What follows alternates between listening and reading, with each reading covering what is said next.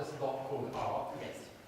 Given that everything Go seems to be doing has a commercial reason behind it, to make academies soften up for profit, have you found anything out about art? You say it's a charitable setup, but it surely there must be some people in there about to make a profit. And that's what, and in terms of, it will elaborate on exactly what Veronica was saying, in terms of hedge funds, in terms of hedge funds and city interests circling education. There was a report back in the late 1990s. New Labour had just been elected, and it was an article in Financial Times. They were estimating even there was £5 billion worth of assets waiting to be capitalised if ever there's a crisis in education.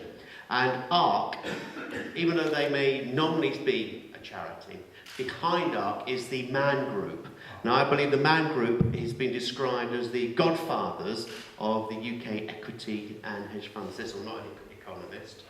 But if you then track back to that, we've just had, Veronica said, that 27% of Conservative funds come directly from that part of our financial sector. Then you'll be no surprise to learn that actually the chief executive, chief trustee of the charity is Lord Stanley Fink, who is also Deputy Treasurer of the Conservative Party. So you have a clear line. Now, within that, there's also some evidence, I believe, that David Laws, who's now Minister of Education, has also been part of the family of organisations that make up ARC. ARC isn't merely interested in privatising and running schools. They do have a holistic vision. And the holistic vision is teacher training through a Teach First system, and then what's called Future Leaders. And Future Leaders is an adjunct to what was the National College of School Leadership, which was a process of really preparing a certain mindset. And again, this goes, I'm sorry to say, this was actually established under the Labour government, the new Labour government, with Lord Adonis, that if you, in a sense, has begun to create a commercial way of seeing and understanding education that's become the dominant way of seeing it. So if you step outside of that, or at meetings, if you come from a slightly different, more social democratic perspective, you begin to chime discordantly, which in itself creates pressure and enables those who have that way of thinking really to, they will be at ease until their probationary year is over or their contracts are over within this new system. Does that answer your question? Quite a full answer, I'm sorry about that. So when Go says academies don't have to follow the national curriculum, that frees up an academy like ours to buy in software from you're sorry, yes, absolutely. We've in East Sussex, one of the schools in terms of primary privatisation, again, it's always the same. So the poorest catchment areas in Bexhill, Sidley. It was King Offa and Sidley Primary School. My children went to King Offa, and they've been privatised by a American group called Mosaica. And basically, part of the guarantees that East Sussex County Council got out of them was that they wouldn't buy into this Chicago-based curriculum, which is like £100,000. But of course, we're now 2 years into them running the schools for 18 months, and they've now bought into that system. Equally, I do believe, again, it's reports that ARC themselves were considering buying into these. And of course, they're complete systems. You buy into the package, you then take on board that curriculum, you then buy all the training resources. It's a circle of funding back into the same subsidiary companies. It's a win-win situation for those companies. Right, first I'll start with my colleague. I think you've summed up perfectly take out we had 2010 Equalities Act. It doesn't seem to be, there seems to be no proper equalities impact assessment on what's actually happening in terms of our young people with additional educational needs. You're quite right in what you've expressed. And East Sussex, I don't mean to criticise East Sussex, but again, East Sussex don't seem to be as progressive, forward-thinking as they were 20 years ago. One of the things that I think you probably perhaps came into East Sussex about the same time I did, which was you had, if you like, Ilia by the Sea, it was an absolutely incredibly forward-thinking authority. and in the late 90s, 2000s, it lost its way. And what's happening in terms of special needs will be exacerbated because academies, when they privatised, one of the first things they've most of their district, correct me if I'm wrong, district education needs is still with county, and they buy into county services. So county services have got to be upgraded and sorted, and that's the responsibility of the elected representatives in terms of county councillors to hold children's services account to make sure that's happening. And secondly, for those children who are vulnerable, we've seen connections shorn away, and there's no doubt that academies will be operating, and there is evidence nationally, to sift and sort. And again, vulnerable children with additional needs are high cost, require a lot of support, and in terms of creating this functional academy to meet what are those hurdles of basically the statistical. It's just a statistical treadmill where children are reduced down to 5A stars. See, my children included are actually in William Parker. So, I'm talking not just to put my money in my mouth, if my children go to the school where I teach on the NUT rep. That is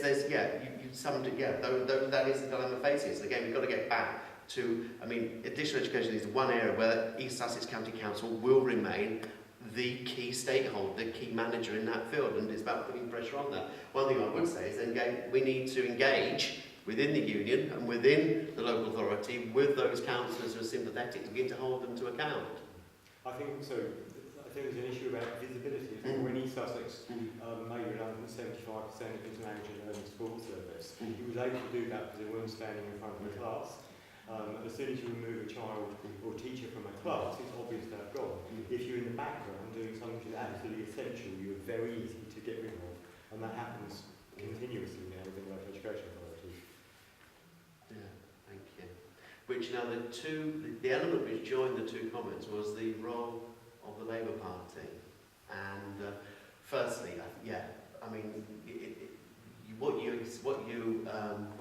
when you describe your role as a school governor, you're actually reinforcing, which was a part of what I was trying to express, which is just how important school governance is. And if you're not a school governor, you know there's places in your local primary school, particularly because I think you have a real impact in the close-knit world of a primary school, then, see if you can get onto the school, see if you can get onto the governing body, particularly if that school has yet to show any inclination of moving towards being privatised.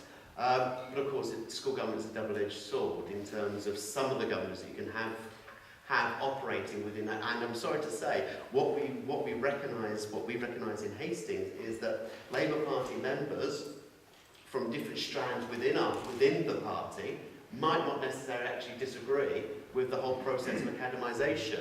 They can be supporters of progress. They may be Blue Labour, they may be supporters of the Glassman win, and actually they're seeing this process as actually the way to resolve the very issues of social justice that we're concerned with.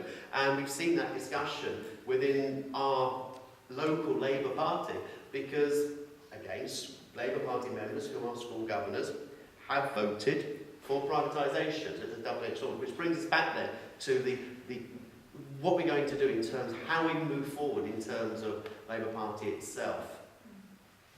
And at the moment, with Stephen Twigg, there is no policy. The Socialist Education Association, my colleague gave me a copy, wrote in their latest publication, there was a really good essay, I can't remember it quite, we've just outlined, look, we've tried to find as much of Labour Party policy as we can. In fact, their big conversation, there is nothing on education. It is a vacuum, it is a hole. And I think there's two reasons. One, I think they're fearful that they're going to lose this middle class vote. Because after what has been 10 years of slow academisation, they feel that many of those middle class votes now have an investment within the academies process. And I think secondly, they're fearful that education will actually open up division within the party itself. And by sidelining the issue, they're actually stepping back and they're hoping, well, we can muddle through the election, and after the election, then we can then begin to engage. But they're actually really scared of where the debate about education potentially could take the party. Rather than saying, actually, let's have the debate, let's thrash it out, where does Labour stand? Now, again, I don't mean to be critical, but as I look at Labour Party history, I always feel that apart from Circular 65, actually Labour hasn't really got the strongest tradition on education. Yeah, health, absolutely, but actually, since 1940, well, Butler Act was Rab was 44, that was Tory, which set up the tripartite system. We then had the Circular 65, but actually most of the comprehensivisation happened under Thatcher, incarnation as Secretary of State for Education. And then when we look at the Blair years, what we had was Adonis and academisation. So I think as Social Democrats, Labour's record historically in education isn't that grand. And this is the point at which really the debate about what a progressive social democratic party understands is what all members of the club can say about the concept of the education space and how that creates the future society has got to be had.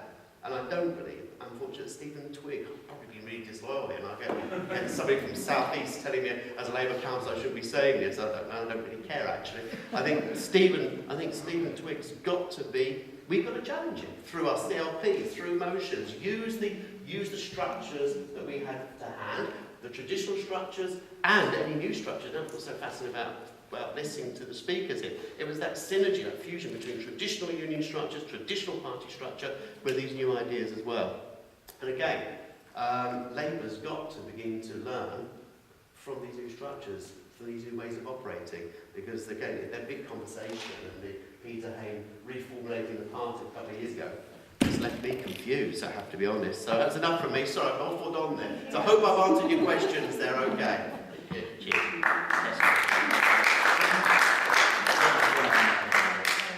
Just a couple of things. I think I do agree with a lot that Warren has said there, and the Labour Party shadow education team doesn't leave a great deal of confidence at all.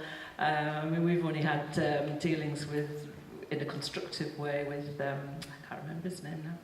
Maybe it's best if I don't remember his name, actually. But the rest of the team, it's just, honestly. And I've been involved in the National Policy Forum for a couple of years as well, and that was just so dismal. In a room full of, in the educational forum, and I don't mean to be critical of any young students and NUS, but the NUS and the link with the the established Labour Party is dreadful. To hear young people say, what's wrong with the graduate tax?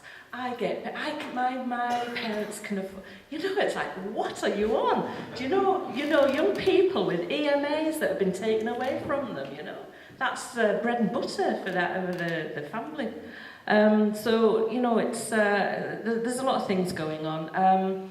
Yes, we can think about putting an alternative education policy forward, and maybe that's some way that the Labour Representation Committee can get involved in, as an alternative agenda. I mean, there's plenty of frameworks around, NUT, UCU, other educational unions, we've got lots of ideas going about where we can go with it.